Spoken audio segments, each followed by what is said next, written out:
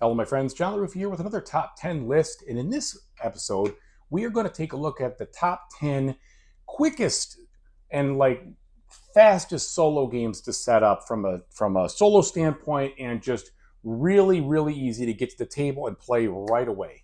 And I had someone request this, and I thought that's a good, really good ask. And I do play a lot of these games because they are so quick, because they get to the table so fast, and there's minimal setup, and you can get playing right away. So this is a top 10 list, but it's not really in any particular order. However, I do have my couple favorites, which will be the top three. So I'll save those for the end. But the first one, just as it comes up, is Joan of Arc, the Orleans draw and write game. This game is really simple to set up. You basically have to put out a sheet.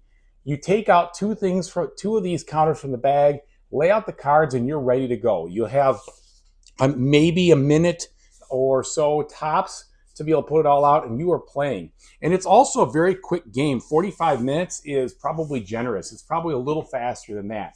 So Joan of Arc, if you can find it, the draw and write, really, or Orleans draw and write, really good one to play. Very rewarding draw and write experience, and very quick to set up.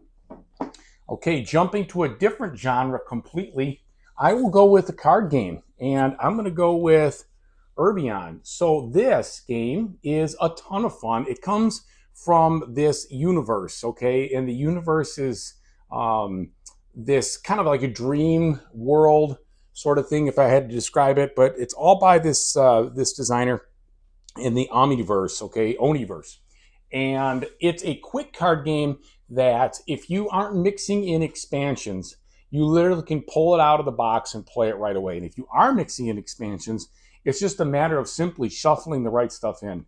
Super fun to play, super easy. It's got very unique artwork, as you can see here. It's just one of those kinds of games that is super strong in style, but there's a decent amount of strategy and a lot of fun in that game. So I really like it, but there's a ton in that Oniverse you could look at that might be ones that you would want to do more or less than others.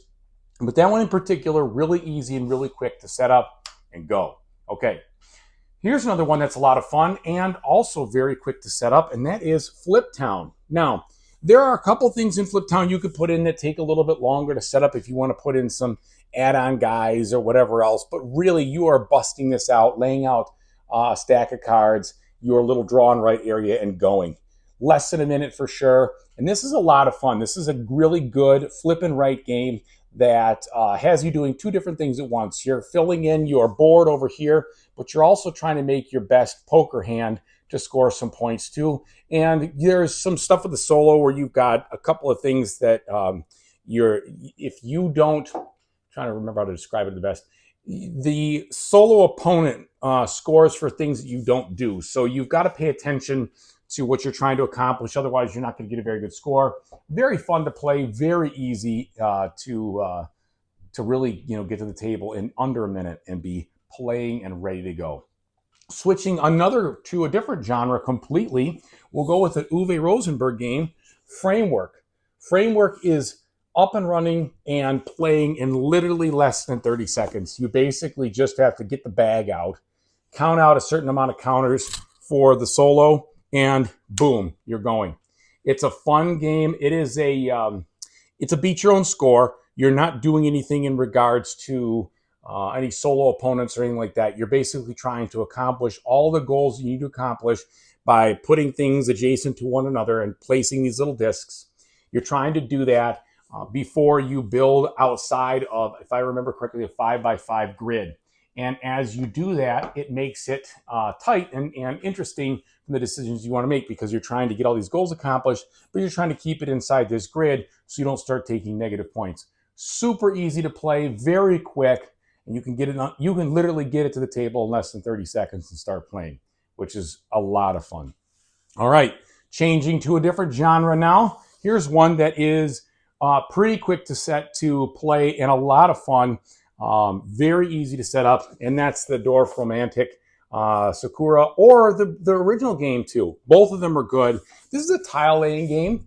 It's a it's a campaign game where one game unlocks things for the next to the next to the next. And so the whole thing is kind of an experience. In one particular game, you are going to make some progress against this whole list of unlockables over here.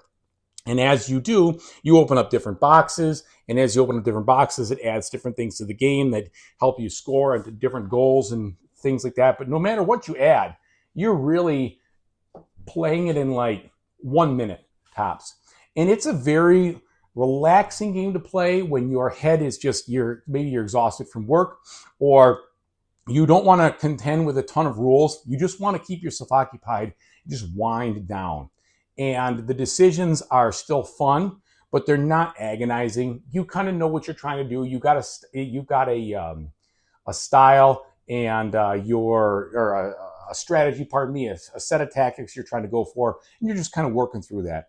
Very easy to do, to play, and it's extremely fast to set up. I definitely recommend that. Now, what I will say about that is it is a campaign game. So in difference from the ones I just presented beforehand, you do have to want to sign up to play one game after another and start unlocking components.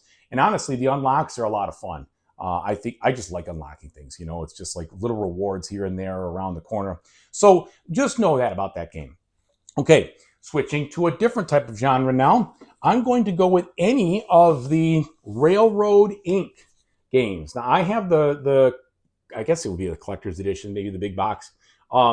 If I had to pick any of them in here to say, hey, this is what I would start with if I'm not into it or I haven't gotten into it, I'd probably actually go with either the blue or the green box if you don't have a good starting place. But Railroad Inc. is a game where you're going to open up the box, take out the components, and play. There's really nothing. You're going to choose some goals depending on which one you have, but it is definitely something you can set up in like 20 seconds, roll the dice, and get going. Again, a game where you have some a little more complicated.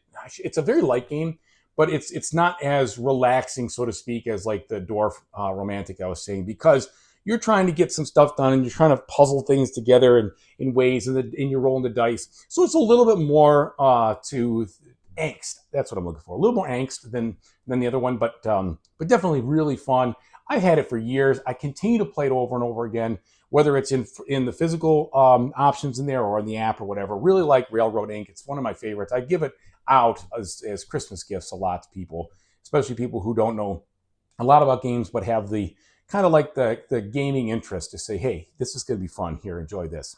So anyway, Railroad Inc., good one to choose. Okay, now last one before my top threes will be dice cards.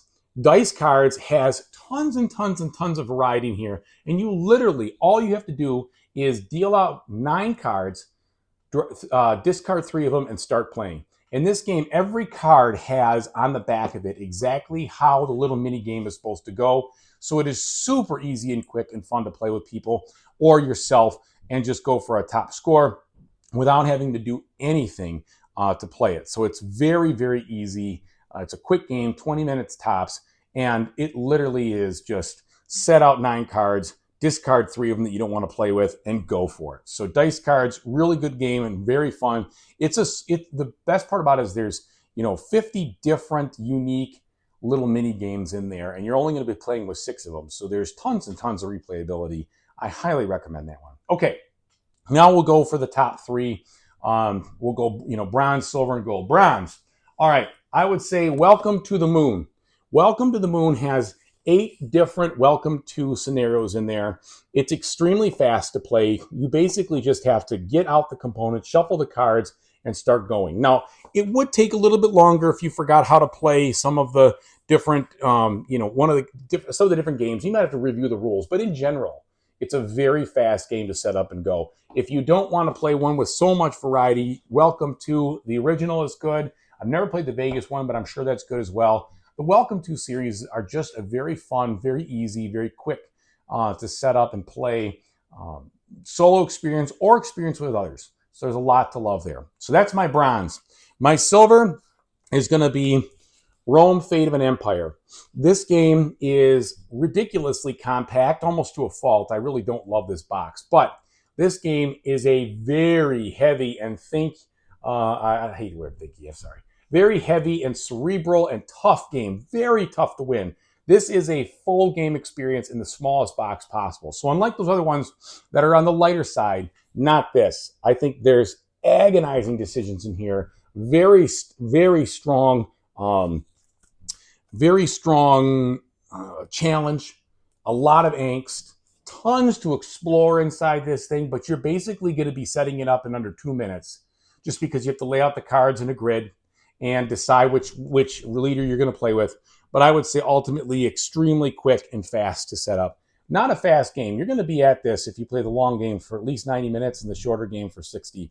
And there's a lot to figure out with this one. I've done a review on, I think on all of these, but this one in particular, very good game. If you can find a copy, I recommend you do. If you love games like Mage Knight, you get a lot of feel from this, like a Mage Knight type of game. It is just, it's really, really good. It's very hard to win. Okay, and my number one, it's come up on a couple of different things. I just love playing this game. I love the feel of this game. It just feels like there's tons of exploration, tons of things to do. The challenge is fun. It is a beat your own score, but they do have automas you can play against it. And there's an automa in here. And they're basically just trying to rob you of higher scores. But that is Twilight Inscription. For a game that looks super complex, and it does look complex, it does not take nearly, it takes 3 minutes to set up, really. You pull out 4 sheets, you organize your cards, you choose a race and some goals to play with, and you're ready to go. And then inside this box, you have a good, solid, probably 90-minute solo game that is top notch. So very easy and quick to set up. Not as quick as like dice cards, but pretty quick, under 2 minutes for sure. And then you have just a phenomenal, awesome experience. So those are 10 games. If you feel like I do not want to be setting up a game for 15, 20 minutes or 10 minutes even, or even 5 minutes, all the games I just told you about, I think you can get them to the table and start playing in under 5 minutes, and some of them literally under a minute or under 30 seconds. So thanks so much for watching. I really appreciate it. If you like this video, please subscribe to my channel. I always appreciate the comments, and I love to respond to them because it's just fun. It's fun to hear what you guys have to say. It's fun to see games that you know about that I don't know about, and I look into those and we experience them together. So thanks for watching, everybody. And what I always say is, whatever you do in the future, I really hope you have a fantastic time doing it. Take it easy.